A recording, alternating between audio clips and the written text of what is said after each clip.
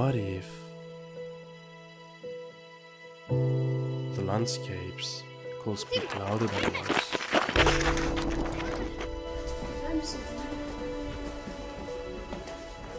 What would this mountain say, standing tall and silent for centuries?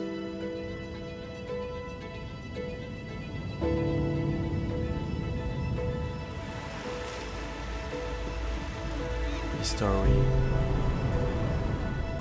doesn't rest in the past. It breathes. It moves. It warms.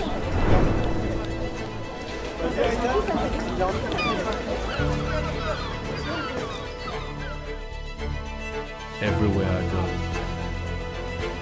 I feel the pulse of a people who refuse to stop.